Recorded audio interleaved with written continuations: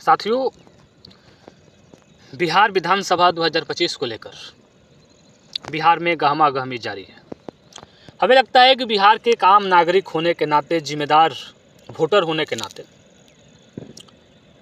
बिहार के लोगों से एक सकारात्मक चर्चा करने की आवश्यकता है, क्योंकि आज के समय में बिहार के लोगों को, बिहार की आम जनता को, आम वोटर को ये सोचने की आवश्यकता है कि पिछले कई चुनावों से वे बार बार ठगे जा रहे हैं।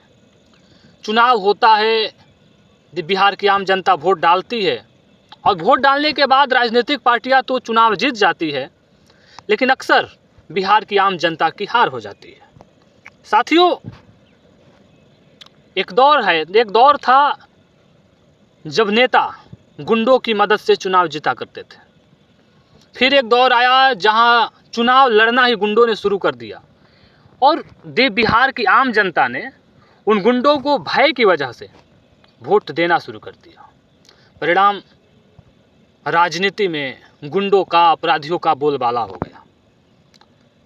2014 की बात है, जब नरेंद्र मोदी प्रधानमंत्री पद के उम्मीदवार थे, तो उस समय उन्होंने बड़ी बड़ी घोषणाएं की थी और वादा किया था कि संसद को अपराधी मुक्त बनाएंगे। लेकिन ये सपना कभी साकार नहीं होने वाला। आज भी हमारे पार्लियामेंट में 1/3 सांसद अपराधी हैं, जिनमें ऐसे बहुत सारे अपराधी हैं जो देश की न्याय व्यवस्था, सुस्त न्याय व्यवस्था के कारण संसद में हैं, होना उन्हें सलाखों के पीछे चाहिए था। बिहार विधानसभा की भी यही स्थिति है। पिछली विधानसभा में जो 243 विधायक चुने गए थे, उनमें से 150 से ज़्यादा विधायक अपराधी हैं। उन पर बलात्कार, चोरी, अपहरण, डकैती, हत्या का प्रयास जैसे बहुत सारे आपराधिक मुकदमे दर्ज हैं। देश की सुस्त न्यायिक व्यवस्था, लचर न्यायिक व्यवस्था का परिणाम है कि जिन्हें सलाखों के पीछे रहना चाहिए, वे बिहार में राजनीति करते हैं, वे विधानसभा जाते हैं, बिहार की आम जनता की आवाज़ बनने की कोशिश करते हैं। बिहार के लिए दुर्भाग्य है।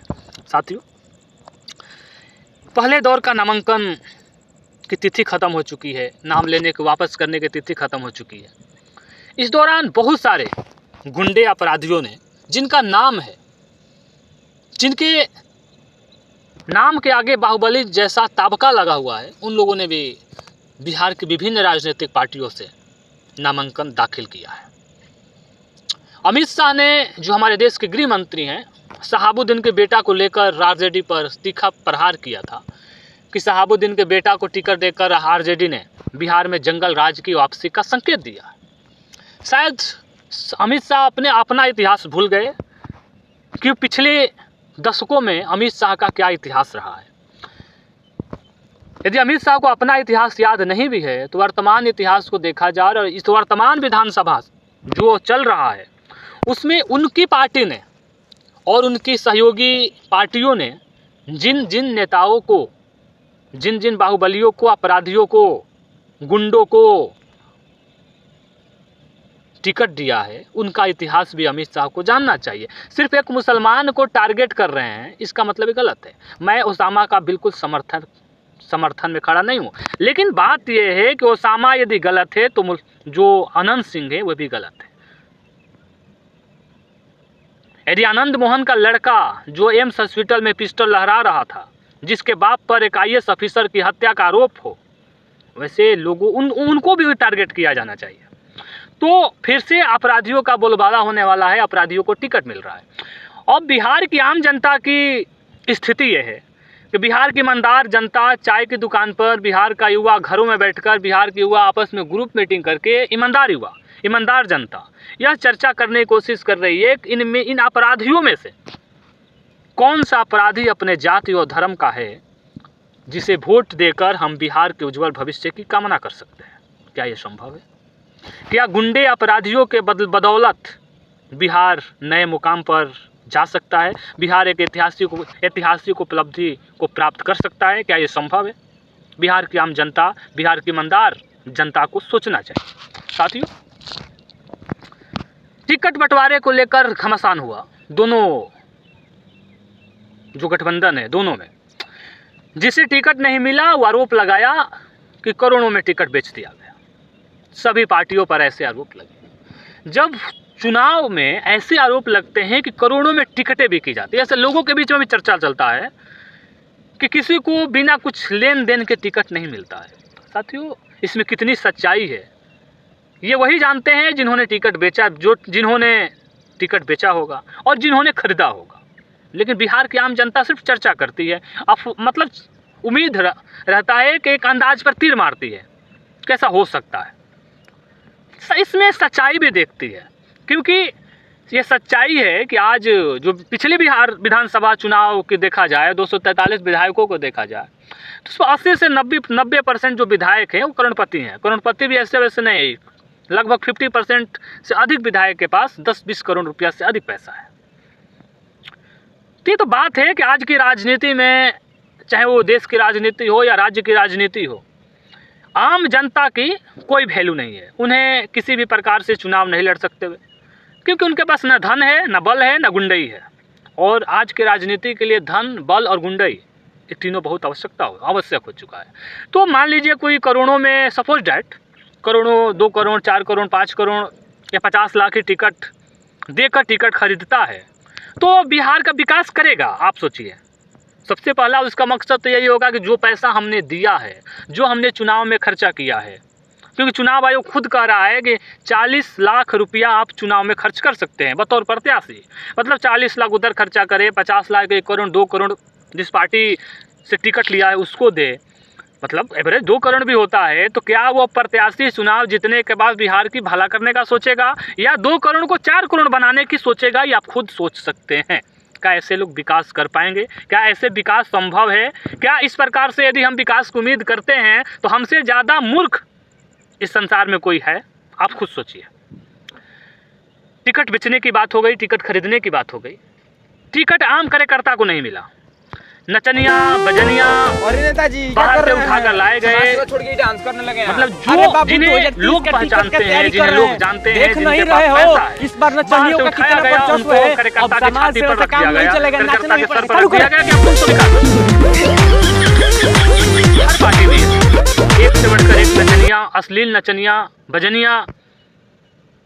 मैं ये नहीं कहता कि उन्हें सीट नहीं मिलना चाहिए, लेकिन एक आम जो कार्यकर्ता है, जो दरी बिछाता है, आपका झंडा ढोता है, उसको सीट ना देकर आप बाहर से किसी को लाकर खड़ा कर देते हो, उसके सर पर रख देते हो। अब वह नचनिया क्या जानता है अपने क्षेत्र के बारे में, अपने क्षेत्र की समस्याओं के बारे में, आम जनता की समस्याओं के बारे में? उसे पता है, वो कभी आम जनता से मिला है?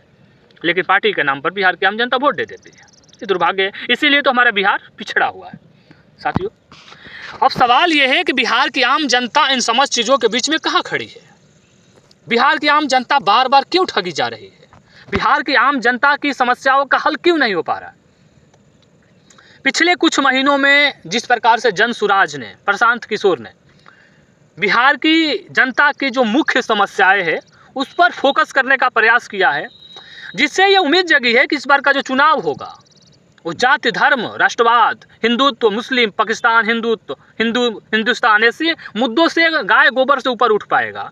और जो बिहार की आम जनता की जो प्रमुख मुद्दा है, शिक्षा, स्वास्थ्य, पलायन, रोजगार, न्याय, शुद्ध पानी की व्यवस्था, ऐसे जो महत्वपूर्ण कुछ समस्याएं हैं, जो कुछ महत्वपूर्ण मुद्दे हैं, जो देश बिहार की आम जनता से सीधी तौर पर जुड़ी हुई है, उस समस्याओं पर इस बार का चुनाव होगा। मैं जानता हूं कि बिहार में कुछ सभी राजनीतिक पार्टियां हैं जो पहले से एक्टिव है इस बिहार की राजनीति में। कोई जाति की बात करती है, कोई एमओआई समीकरण की बात करती है, कोई हिंदुत्व की बात करती है। सभी का अपना अपना धर्म है, सभी का अपना अपना राजनीतिक एजेंडा है।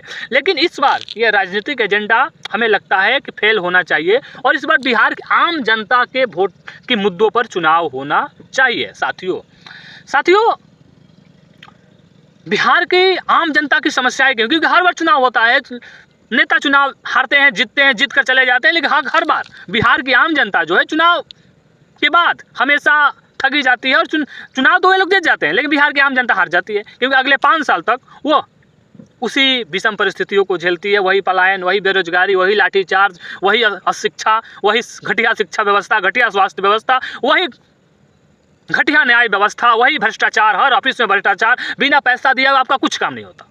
आपको बिहार की आम जनता को यह बात समझनी चाहिए कि बिहार की आम जनता को, बच्चों को उचित शिक्षा नहीं मिलता, चाहे वो प्राइमरी हो, मिडिल हो, हाई स्कूल हो, 10+2 हो या ग्रेजुएशन हो, पीजी हो। उच्च शिक्षा की तो बातें छोड़ दीजिए, जो शुरुआती शिक्षा है, जो प्राइमरी शिक्षा है, वह भी अच्छा नसीब नहीं होता, क्योंकि सरकारी जो शिक्षा व्यवस्था के स्तर है वो बेहद घटिया हो चुका है।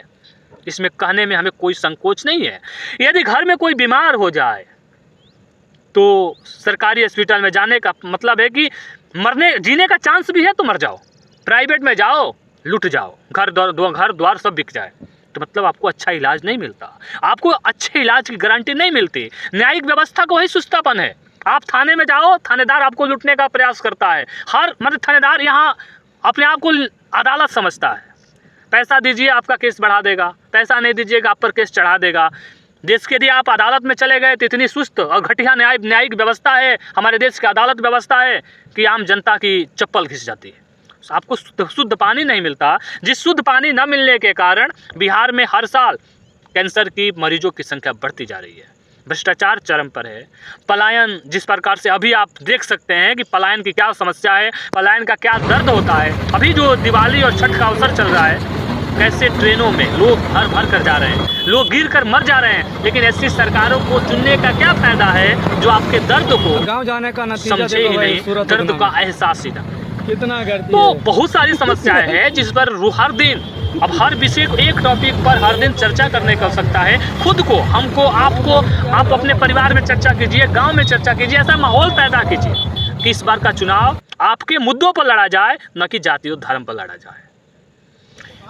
आपस में बैठिए, गांव में बैठिए, चाय की दुकान पर बैठिए, युवा मीटिंग करें, युवा अपने ग्रुप में बैठकर चर्चा करें कि इस बार का चुनाव किसी को भी आप वोट दीजिए।